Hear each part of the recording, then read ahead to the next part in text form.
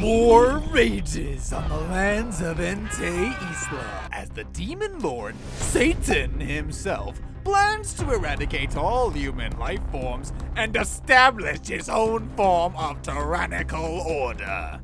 Or at least, that's what I understand when they show shots of said demon lord in positions like these. Entei Isla, as its name implies, is made up of multiple islands. The Demon Lord begins his rampage with the help of his 4 generals, of which 2 of them don't really matter much to the story because they phase out of existence after being mentioned like once. So you really just need to remember Lucifer because, well, duh, and Alciel because, well, just keep watching.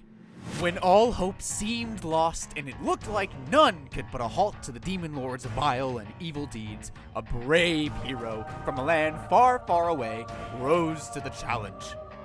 This hero rallied the human forces, pushed Satan into a corner, challenged him to a one-on-one, and then proceeded to totally floor the dude. After admitting defeat, Satan decides that this is the perfect time to monologue with his whole epic, but not so epic, "I will be back. What's your back? Back to back" speech. He then opens a portal without bothering to look up Google Maps. And I say that because Satan and Alciel then end up in a random, dirty alley in modern-day Japan. And for some obscure reason, they now look like Kirito and default side character number 27. And after being exposed to the bizarre concept known as random passerbys, as well as the strange customs of this new world, Satan finds that magic is apparently not a thing. The 2 are quick to realize that their reputation and skill in the arcane arts aren't going to help them here, and to survive, they must adapt. And this leads to them getting legal identities along with an apartment, which, coming from a guy who's already trying to get a house and has a legal identity, I must say, is truly a remarkable feat. Next on the list, job hunting, because money is the strongest magic there is. Satan, who now goes by Sadao, lands a job at McRonald's as a clerk? Waiter? Okay, look, I'm not really sure what he's doing there, because there isn't, like, one specific thing he's assigned to. He's kind of just there.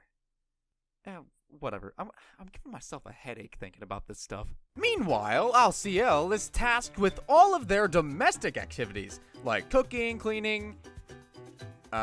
Basically, he's been upgraded to the housewife, who utilizes his free time to research books and materials that might have information on how they can go back to their own world. Do note that at this point, the story has turned into a slightly fantasy-based slice of life. So, yeah, if that's your thing, kudos. The 2 major plot points of the story are thrown in now. Sadao experiences a small earthquake and attempts to use magic to repair the damages, showing that he can still use magic, but not a lot. Thanks to his newfound powers as protagonist in a slice-of-life anime, Sadao develops a positive reputation amongst his employees. Speaking of the red-haired girl, while on his way home, Sadao encounters her again, where she reveals that she is actually the hero from Entei Isla, who dusted him in their fight. Sadao, being the charmer Satan man that he is, tries to bury the hatchet with her, but the hero, now called Emi Yusa, starts swinging at him with a knife, which is frackin' hilarious because look at that knife. This encounter is put to a halt after they get arrested, and when they part ways, Emi threatens Sadao, much to his chagrin. Seeing Sadao handling himself in this world has Emi feeling quite frustrated, to say the least, leading to her visiting Sadao's place. Here it is revealed to us that the hero, Amelia Justina, apparently followed Satan into the portal along with her allies, but she was the only one that got sucked in, and was isekai'd. The follow-up to this little dialogue exchange is Emmy going all Joe Goldberg on Sadao, only to find out that Sadao has adapted quite nicely and is now living an honest, humble demon lord life. Emmy visits Sadao's workplace in order to request a meeting with him, and this, of course, is overheard by Chiho, who asks him about the recent earthquakes as a way to pry into his life. Smooth move, miss. Frickin' score. During their meeting, Sadao explains to Emmy that he has no intention of staying in the human world, and that he plans on enacting a triumphant return. And unfortunately, they are ambushed by a barrage of magical beams. The aftermath of this event finds Emmy hunkering down in Sadao's apartment for the night. A smart move, since Deadshot from frickin' Hogwarts is apparently on the loose. That same night, Sadao receives a message from Chiho Sasaki, where she tells him that more earthquakes are about to happen. This makes me question if Chiho's flirting abilities are limited to the movement of tectonic plates. Sadao agrees, because why wouldn't he? In the meantime, Emmy, who I forgot to mention works at a call station, receives a call from their shooter, where he goes all, "We're watching you." This is quite brave of him to say, considering he missed every, and I do mean, every single shot. For his sake, I hope he wasn't shooting with his eyes wide open. Emmy, now assisting her sworn enemy, explains to Sadao that the bad man has a mad plan to turn them deadpan. We then switch back to the slice of life genre, where Sadao is now on a date with Chiho Sasaki. Alciel follows them, and is swiftly joined by Emmy as both of them are mighty concerned. During their date, Sadao and Chiho elect to discuss, you guessed it, the most important aspect of their relationship. Earthquakes. But then Chiho drops a bomb that she's been hearing people speak the magical mambo jambo wambo lambo while referencing earthquakes, revealing that these people obviously know who Sadao is. Sadao instantly activates his neurons and realizes that the earthquakes are being caused by Idealink, an interdimensional communication method that he suspects is being used to track Emmy and himself in this new world. Sadao then spots Emmy and Alciel, who are conveniently seated next to him because why not? Chiho attempts to confess, but Emmy interferes, and they start a catfight. Luckily, we are spared from this torture as a massive earthquake suddenly hits, and the building collapses. Surprise! Sadao has entered his demonic form, where, let's be honest, makes him look kinda menacing. Just a little bit, though. Emmy, realizing the intensity of the situation, tries to summon her sword and prepare to fight. But Sadao, or Satan, or whatever you call him, states that he's gonna help, which utterly shocks Emmy. Like this is some kind of immediate development, and totally hasn't been building up since episode 1. Satan activates his inner protagonist powers and saves everyone inside the mall. This, for some reason, has such an impact on Emmy that she starts having a flashback in the middle of a disaster zone. The convenient exposition reveals to us the circumstances of Emmy's childhood, of how she loved her family, but saw her dad die due to the Demon Lord, and her subsequent vow for vengeance.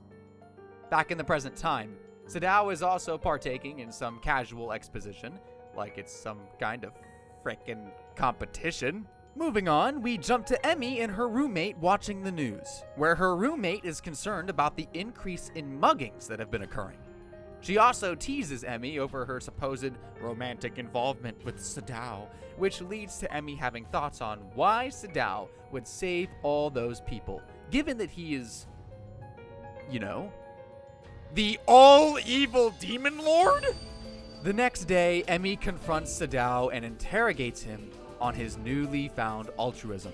She wants to know why the villain of the story is suddenly taking her place, and questions her position as a hero.